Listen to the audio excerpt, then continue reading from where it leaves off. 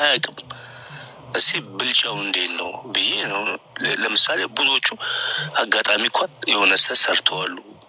ለምሳሌ እንደዚህ ኃጢአት ሰርተዋሉ። ለምሳሌ ሙሳ ገለዋል ሰው እንደዚህ ምናምን እንደዚህ እንትን ብለዋሉ። ሰው ገለዋል እኮ ዮኒ ወይ ዮሐንስ ወይንም ያህያ የሰራው ኃጢአት አለ። ለምሳሌ ሙሴ ሰው ገለዋል እኮ። አንተ ስታወዳድር ከሌላው ጋር እኔም ማነሳለህ አካል ያንን መሰረት አድርገህ እኔ እኮ የምልህ እኮ ምንም ኃጢአት የሌለ ራሱ የመሰከሩለት ነው ኢየሱስ ክርስቶስ። አንድ እንኳን ኃጢአት ሰርቶ ማያውቅ። እሺ ደስ ብሎ የመሰከሩለት ማስረጃ ሰጠህ። ምን እኮ ነገርኩህ፣ ቀድሜ ነው የምነግርህ እኮ። ታዲያ የሚሰማሁትን እኮ ነው ጠይቅና እንመልስልህ እንጂ አንተ አሁን እዚህ መጥተህ የሌለ ነገር አትናገር። እንደሱ ሙሴ ያልሰራም ነው እንዴ? ወንድሙን ገሏል እኮ አይሁዶችን። አዳምጥ፣ አልገደለም። ሙሴ ነቢይ ከመሆኑ በፊት አንድ የተረጋጋ ነቢይ ከመሆኑ በፊት ምንም አላልኩም እኮ። ተረጋጋት ለገረን እየሰማሁ ነው ለራሴ። እየሰማህ ነው? ትክክለኛ እያወራህ ነው። አላወቅም ማለት ነው። ይኸው ዝም ብያለሁ እኮ። ኃጢአት ማለት ነው ማለት ነው። ትርጉሙን ታውቃለህ? ኃጢአት ማለት የተከለከለ ነገር ማድረግ ማለት ነው። በአጭር አማርኛ ያ ክልከላ ከአምላኩ ዘንድ እስኪመጣለት ድረስ ወይንም ያን ነገር እስካላወቀ ድረስ አንድ አካል እንደ ኃጢአተኛ ሊቆጠር ይችላል። ሲቀጥል በመግደሉ ኃጢአተኛ ነው ሙሴ ብለሃል አይደለ? ያው ብያለሁ። በጣም ጥሩ ወይ ብያለሁ። እኔ እኮ እንድትጫወት ነው። ስለዚህ እንደሱ ከሆነ ኢየሱስ ክርስቶስ ኃጢአተኛ ነው ማለት ነው። ምክንያቱም ገድሏል፣ አስገድሏል። እሺ ምን ብሎ? አዎ ያውም በጅምላ ነው ሲያስገድል የነበረው። ህፃናቶችን፣ ሴቶችን ግደሏቸው ብሎ ኢየሱስ ክርስቶስ ሲያዝ ነበር። ስለዚህ ኃጢአተኛ ነው ማለት ነው። አንደኛ እሺ እኮ ሲያሳይ ኢየሱስ ክርስቶስ ግደሉ እያለ ህፃናቶችን እንዳዘዘ እስቲ ያሳይ። ላሳየህ በቃ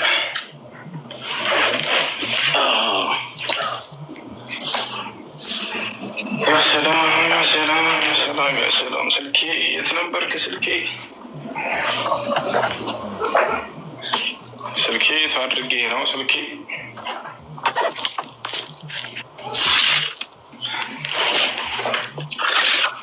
መጽሐፍ ቅዱስ ይዘሃል ዮኒ? ንገረህ ምዕራፍና አቤት መጽሐፍ ቅዱስ ይዘሃል?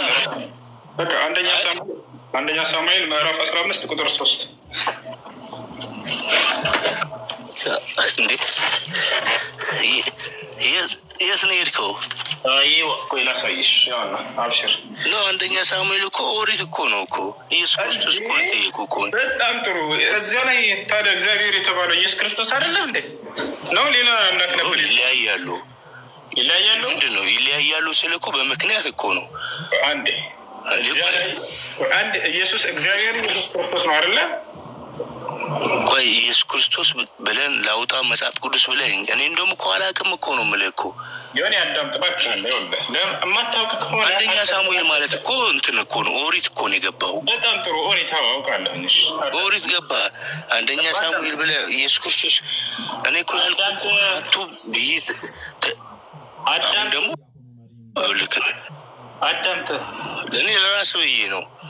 ለእኔ ጭራሽ አንተ ለእኔ ብለህ ስለ ኢየሱስ ክርስቶስ ለአራቶቹ ነቢያቶች ነው የጠየቅኩ።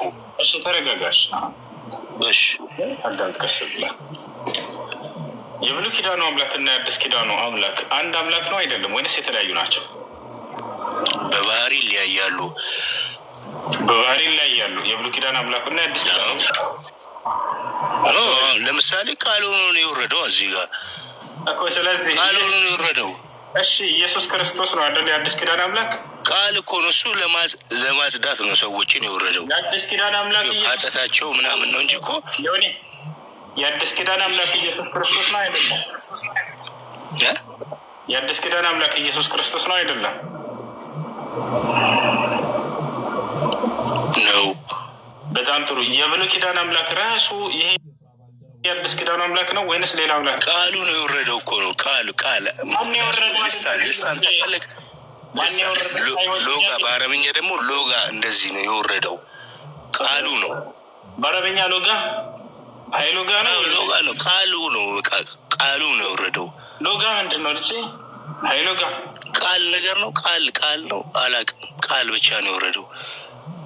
እኔ ደግሞ እኔም ላስረዳ። አንተ እኮ አዳምጠኝ ብቻ ነው የምትለው። ሎጋ እያልከኝ እንዴት ነው ነገር ጠይቀህ ሎጋ ነው የማውቀው። ሎጋ ጥያቄ